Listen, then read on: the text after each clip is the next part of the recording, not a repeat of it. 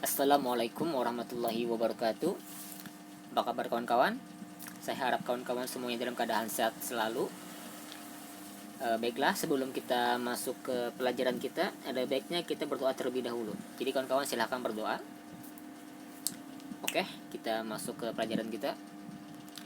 Pembelajaran pertama adalah apa itu ekonomi.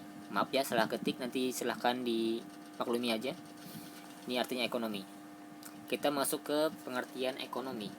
Ekonomi adalah ilmu sosial yang mempelajari perilaku manusia dalam mengelola sumber daya yang terbatas dan menyalurkannya ke dalam berbagai individu atau kelompok yang ada dalam suatu masyarakat. Nah, ilmu ekonomi itu ilmu yang mempelajari tingkah laku dan perilaku manusia dalam mengelola sumber daya. Maksudnya tingkah-tingkah kita dalam mengelola hal-hal yang kita perlukan dan menyalurkannya ke masyarakat. Seperti kita punya uang, bagaimana kita mengelolanya, itulah yang dimaksud dengan perilaku ekonomi. Kita lanjut.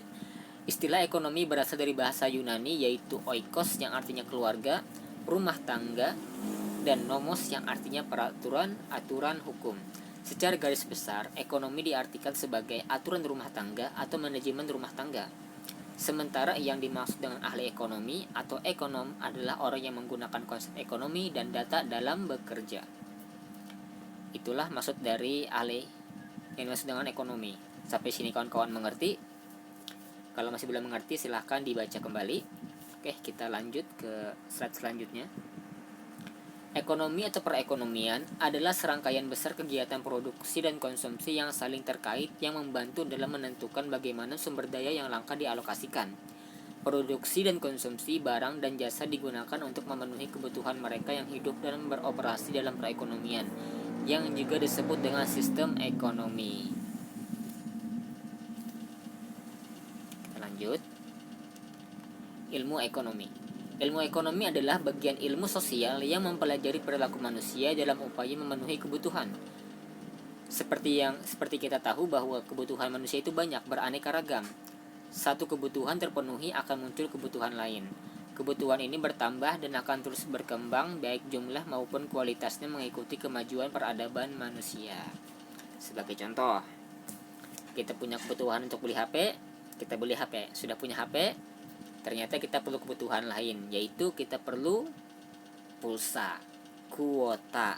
Nah, itulah yang dimaksud ketika kebutuhan terpenuhi akan muncul kebutuhan yang lain.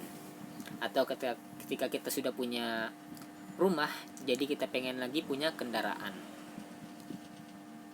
Ilmu ekonomi adalah bagian ilmu sosial yang mempelajari perilaku manusia dan upaya memenuhi kebutuhan. Nah, tindakan kita yang berusaha untuk memenuhi kebutuhan itulah yang dimaksud dengan ilmu ekonomi. Oke, kita lanjut. Mengapa perlu belajar ekonomi? Ilmu ekonomi perlu kita pelajari karena barang dan jasa sebagai alat pemuas kebutuhan manusia jumlahnya terbatas. Dalam arti kurang dari yang dibutuhkan atau diperlukan pengorbanan untuk memperolehnya. Kenyataan inilah yang akhirnya menimbulkan persoalan bagi manusia sekaligus melatar belakangi munculnya ilmu ekonomi. Betul sekali kawan-kawan. Kita perlu belajar ekonomi agar kebutuhan yang kita miliki itu bisa kita urutkan sesuai prioritas. Nah, kita perlu sesuatu, ketika kita menginginkan sesuatu, kita perlu mengorbankan sesuatu. Sementara yang kita butuhkan itu tidak terbatas. Hal-hal yang kita penginginkan itu tidak terbatas, tapi yang kita miliki, hal-hal yang kita korbankan juga sangat terbatas. Sementara yang kita inginkan itu sangat banyak, tapi yang kita miliki, sesuatu yang kita korbankan sangat terbatas. Demi mencapai kebutuhan kita itulah kita perlu belajar ilmu ekonomi. Nah, mungkin itu saja pelajaran kita hari ini. Pertemuan selanjutnya akan kita bahas masalah ekonomi lagi. Belajar yang baik adalah belajar yang berkesinambungan dan terus berlanjut. Oke, itu saja. Wassalamualaikum warahmatullahi wabarakatuh.